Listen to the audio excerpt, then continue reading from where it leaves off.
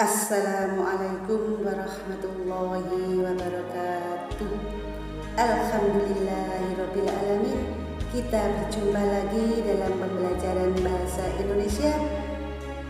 Sebelum pembelajaran kita mulai, marilah kita berdoa dulu. Semoga mendapatkan ilmu yang bermanfaat dan mendapat perlindungan dari Allah Subhanahu wa taala.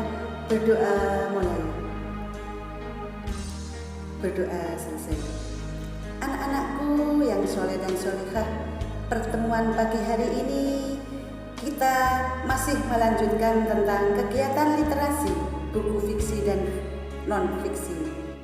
Pelajaran bahasa Indonesia kelas 8 tentang menyajikan hasil bacaan dalam forum diskusi.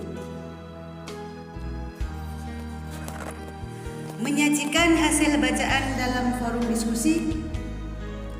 Kompetensi dasar 4.18 menyajikan tanggapan terhadap buku fiksi dan non-fiksi yang dibaca secara lisan atau tertulis. Tujuan pembelajaran: setelah kalian mengikuti pembelajaran tentang menyajikan hasil bacaan dalam forum diskusi, kalian diharapkan dapat menyajikan tanggapan terhadap buku fiksi. Yang kedua, memberikan komentar terhadap tanggapan buku fiksi.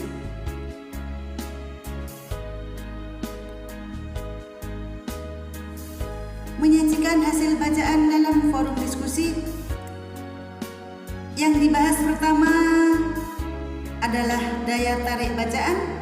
Yang kedua, berdiskusi tentang isi buku. Langkah-langkah menemukan daya tarik sebuah bacaan. 1. Membaca buku secara keseluruhan. 2. Memahami makna unsur intrinsik. 3. Mencatat hal-hal yang menarik dalam buku. Daya tarik buku fiksi dan non-fiksi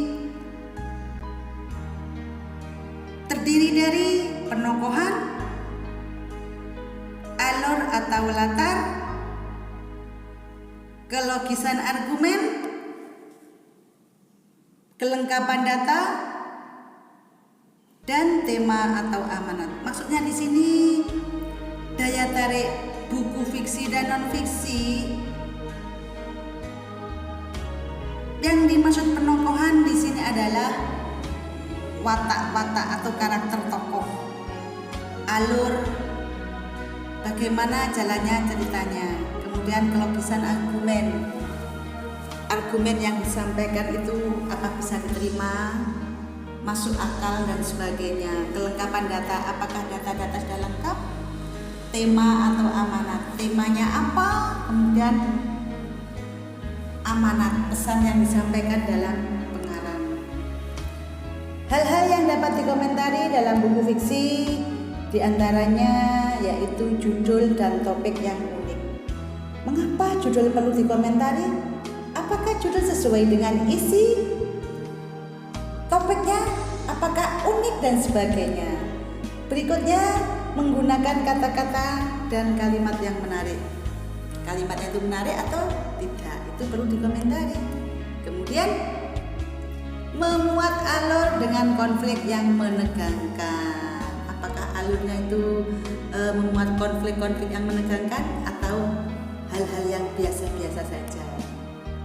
Kemudian, ending, cerita yang mengharukan atau menegangkan. Ending itu ceritanya sudah selesai, akhir cerita. Bagaimana akhir ceritanya menegangkan atau mengharukan. Kemudian cara pengarang dalam menyampaikan cerita. Bagaimana cara pengarang menyampaikan cerita. Hal-hal yang dapat dikomentari dalam buku non-fiksi. Pertama, keterkaitan judul dan isi buku. Judul dan isi buku apakah sudah selesai atau belum? Yang kedua, keterkaitan isi antar bab dan subbab. Isi bab-babnya itu loh, sub-subnya itu sudah sesuai atau belum. Kemudian keberadaan gambar, foto, ilustrasi, tabel dan grafik dalam buku. Bagaimana keberadaan gambarnya, foto, tabel itu apakah sudah pas, cocok atau belum? Kemudian bahasa yang digunakan, menggunakan bahasa yang bagaimana? Apakah bahasa baku atau non baku? Kemudian sistematika penulisan buku, urut-urutannya dalam penulisan buku apakah sudah sesuai urut dengan isi yang disampaikan. Berdiskusi tentang isi buku setelah memahami yang dikomentari, kemudian melakukan diskusi. Tujuannya apa? Memecahkan suatu masalah secara mufakat. Yang menjadi bahan diskusi diantaranya adalah hasil observasi terhadap lingkungan sekitar, pengamatan lingkungan sekitar itu bisa dijadikan bahan diskusi. Kemudian ajuan peserta itu sendiri. Kemudian menemukan dari buku, majalah, jurnal, surat kabar ataupun internet itu yang bisa dijadikan bahan-bahan diskusi. Langkah-langkah membuat rangkuman saat melaksanakan diskusi. Apakah itu langkah-langkahnya? Yang pertama, membaca naskah asli. Naskah aslinya harus dibaca supaya tahu isinya dan bisa memahaminya. Yang kedua, menemukan ide pokok tiap paragraf. Ide pokok tiap paragraf harus kita tentukan. Kemudian, menyusun ide pokok atau gagasan utama menjadi paragraf. Setelah menentukan ide pokok tiap paragraf, kemudian disusun menjadi paragraf. Kemudian menyimpulkan hasil diskusi. Setelah itu semua disimpulkan. Yang terakhir, komentar yang disampaikan harus menggunakan bahasa yang santun dan logis. Karena kalau kita menggunakan bahasa yang tidak santun itu kurang etis, tidak sopan. Itu langkah-langkah membuat rangkuman saat melaksanakan diskusi. Demikian penjelasan materi menyajikan hasil bacaan dalam forum diskusi. Mudah-mudahan kalian memahami dengan baik dan jelas. Amin. Terima kasih. Saya akhiri. Assalamualaikum warahmatullahi wabarakatuh.